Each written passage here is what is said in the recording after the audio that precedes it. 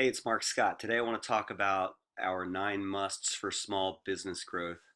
I have our website up here, growmylocalbiz.com, and I'm on the 9 musts page. And I just want to kind of go over this with you to get you an idea, to give you an idea of the foundation of what we're seeking to do when we communicate to you about business growth.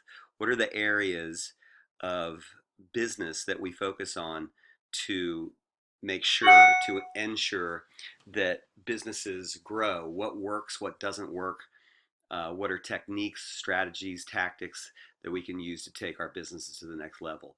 The way I look at businesses, and specifically as it pertains to growth, is that you may be on a trajectory for a while of growth, and then you find yourself sort of topping out, or what I like to call the plateau. And when you are really focused on growth, you want to make sure that you know you're analyzing exactly what's going on during that period of plateau. In this illustration here that I made, I call the plateau a crisis, really, because what hangs in the balance is whether or not you're just going to stay flat or maybe even go backwards or a downward trend. So, what you do in those times of plateau um, determine whether or not you're going to move up or down or stay flat, stale, and stagnant. So we want to look at those things that are plateauing us and find out creative ways to remedy whatever it is going on there. So anyway, we created this web site to be a resource for entrepreneurs, business owners, people that are really have a desire to see their businesses grow, and especially people who are frustrated. Maybe they've reached some sort of place where they feel stuck and they're just not sure where to go, what things to do to adjust. And I believe that these 9 musts basically capture, uh, determine, if done right, um, success for us if we're committed to getting these things, these 9 essential things done. And the first one, of course, is your website. I think your website is your most precious digital asset. It is the face of your company.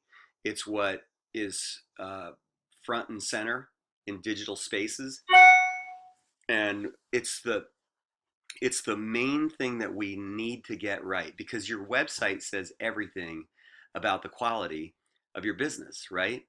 So you want the style of your website to communicate a certain thing, especially the language, the tone, everything about your website is should be designed to capture exactly the niche audience that you're looking to get their attention. So we want to help you get it right, and we have a lot of uh, tactics, strategies, ways that we can do that. But at the end of the day, your business, you know, and the people that you're trying to reach. So we can take the things that we know about web design, web content, and help you to put it together for a smackdown amazing website. Because guess what? Your competition is doing this right. A lot of them are doing a lights out job with their web presence, and that's why they're seeing so much success. And so we want to give you practical insights about how to get the web presence right. And then the next thing is getting traffic to your website. Once you get the website right, I mean, some of you are like, I don't want anybody to see my website. It's so 2013 or whatever.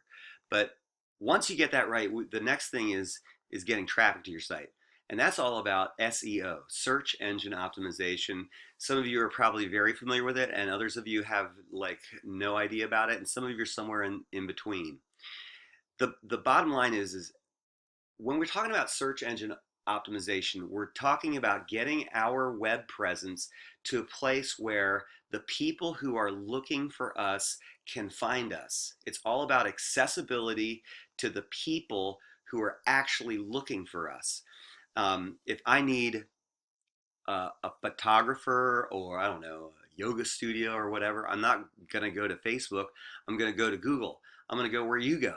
I'm going to go to a search engine and I'm going to look for what's out there for me. What are the options that I have at my disposal, right? And so what we normally do is we take the first two or three and we kind of look at what they got, but past page one, we're not looking at anything else. If you're not on page one of Google in search results as they pertain to certain keywords, then you're like missing out on a vast portion of your market share. So we want to help you get that right. We offer a lot of insight into SEO, and we'll offer you ways to get your website to race to the top of search. There's a lot of information there, and but it's easy to do once you know the basics. Third thing, we have to like really focus on mobile.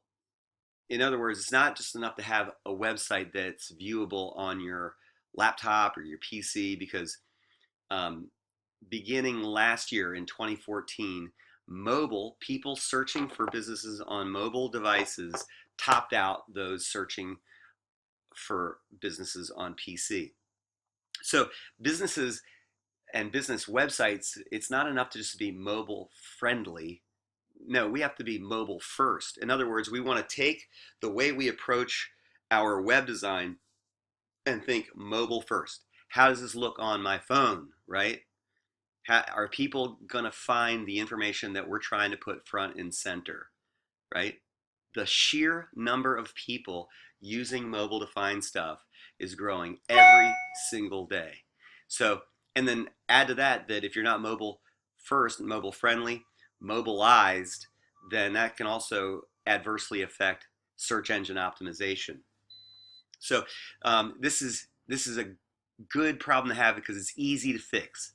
A lot of the web platforms out there nowadays are auto optimized for mobile. Like I use WordPress. Um, I can also I've done many websites with Weebly, and these are two platforms that are very different. One's um, like Weebly is just a drag and drop. For those of you who don't have a lot of technical knowledge and you don't care to get a lot of technical knowledge, we're going to show you how to use Weebly, nuts to soup to nuts, A to Z, and you can have a mobile ready, mobile first website up in a matter within an hour to start. But then of course you want to put all of your top-notch content in there and get that thing drop dead gorgeous. Okay, so and then for those of you who are a little more technically inclined, I would strongly suggest that you consider WordPress if you aren't already using WordPress for your website. And we're also going to treat WordPress and these applications like WordPress and Weebly specifically for business application. We're not just going to give you tutorials on how to use Weebly. It's how to use Weebly for business, how to use WordPress to maximize WordPress for business, right? So that's how we sort of cover our angle in web development, and we're going to help you do that here. Okay. Fourth thing is social media. Look, I know some people love it, some people hate it. Whether you love it or hate it, you got to do it. It's a very it's no longer even a debate as to whether or not it's relevant. If you don't do it, you're irrelevant. And that's the final say on that, the way everything has gone and is continuing to go. Social media, though, takes a lot of thought and commitment. And specifically when regarding your professional or business life, there's a very we have to be really careful about how we do it, and there are a lot of best practices that we want to convey to you that will help you maximize social media, leverage social media to grow your business. There's a lot of things that that we can convey, a lot of amazing tricks and things that really work for business growth. Fifthly, right here, prioritize email marketing. When we talk about digital assets, we're talking about if you were to rank this way up top is your email distribution list. If you haven't already begun to put that together, start cobbling it together now, get your email marketing list going. And it's an excellent means of communication. It can be done well, and you know what? It can also be done really poorly. And what we want to do is help you increase your business influence through the use of email. Okay, number 6, be persuasive but not over the top. This is like in this time of all this like sort of pervasive digital noise everywhere. Everybody's clamoring for our attention, and some people really do it well, and they know how to get our attention well. Some people, it's just a bunch of fluff. It's just like all caps, bold. If everything's bold, nothing's bold. And the thing that we're trying to communicate when it comes to communicating your business, um, is that the best marketing doesn't feel like marketing, right? I mean, there's clickbait everywhere, and there's sleaze everywhere, and it's like this. It's almost like a full-time job to determine who's for real and who's just a bunch of bluster and fluff. And as savvy consumers uh, that we are, and those that we're trying to reach with our business, we need to establish our presence with very well written, um, provide solutions for the people that are looking for us. So we want to be careful about how we communicate with our niche. So we would say here, be persuasive but not over the top. All right, and there are ways and techniques and things that we want to convey to you that will help you communicate in an effective way that's honest and persuasive and nuanced in a way that garners respect and trust. And those are the, I think, most vital qualities of a business for the long haul, right? Okay, number 7, create fresh company blog posts. Some of you may have just like you're done, you're checked out when you heard blogging. Others of you do understand blogging. You think that it's a good resource. It's a good way to get your business front and center, and it is a way to get fresh content out. You know, you can use your same website but update it all the time with new blog posts that also generate, search engine attraction because you're pushing out fresh content. But I think that the most important thing is that it shows that you're relevant. It shows that you're on top of trends. Nothing screams irrelevant more than a website that has a blog that dates back to 2013, right? It just says, well, it seemed like a good idea at the time. And you have this artifact on your website and it says blog, but there's nothing there. And there might be 4 posts from 2 years ago. If you're going to use it well. If you're not going to use it, then don't use it and then just take blog off of your website. I think that you should use it. And I think that not only is it good for SEO, but it's also good to get your voice out there as an expert in your field, in your niche, the guru, the go-to, the person who is up to date. He's on top of the trends. She understands, she feels your pain. She understands the business. She understands what you want. He gets it. He understands the industry.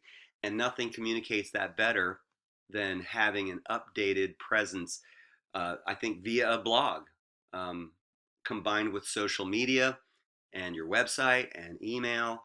It's another hook in the water. And I'm an advocate for it. And so I'm, here to help you make a blog work for you, specifically as it pertains to business growth. Number 8, first one's free, kid, right? Give stuff away for free. What this is basically communicating to prospects and to the people that you want to reach is that you are willing to demonstrate results in advance, right? And if you can demonstrate results in advance, what you're saying is you're trustworthy, right? and you want to be able to communicate that you are uh, able to deliver the results that the consumer wants. And if they can see that up front without any investment yet, right? And then they see the value that's added to their lives or needs because you're giving this stuff away for free. Now you get the indispensable value of their trust, right? I know the owner of a small company where everyone else in her industry is like charging twice as much for the initial, it's a cleaning company, the initial clean. She's almost giving it away for first time. She delivers results in advance and she forges relationships for the long run, right? So instead of a wham bam thank you ma'am one and done, you get a customer for life. And that's what giving stuff away for free, number 8, is all about. And then finally, number 9, it's about leadership. I've been in situations where there was a dearth of leadership. I've been in situations where there was the wrong application or a style of leadership and it was ineffective. And I wanted to share with you that one of the things that we emphasize, and I in the book, the free ebook, I hope you got it by now, How to Grow Your Business Starting Now, which by the way you can get right here if you go to book, right? And then there you can just click on and download the book right there. Just click that, and voila, you have the book, the free ebook. Of course, you can go to Kindle, Amazon, and buy it from Kindle and spend money for it, or you can just come to the website and get it for free. Okay, and that's I guess illustrates give it away first, the point previous to what we're talking about now, right? Give stuff away free. Add value, gain trust, build relationships. Then 9, we're back on this, beef up your leadership. And so I devoted a chapter to this issue because it's so important. I think everything stands or falls on leadership, and there are those proven marks of a great leader. She or he is in touch with people, understands personalities and personality types, knows how the dynamics of a team work, and how to impart leadership in that chemistry, right? In that dynamic. And so I think you'll benefit from reading that chapter. Of course, much more could be said about leadership, um, because barrels of ink have been spilled on this topic, volumes have been written. But specifically as it pertains to business and business growth, I'm going to offer in the ebook and in this resource, growmylocalbiz.com, many ways to beef up your effectiveness in leadership. Okay, so that's 9 musts. I'm Mark Scott. It's been great to be with you today, and I'll see you next time around.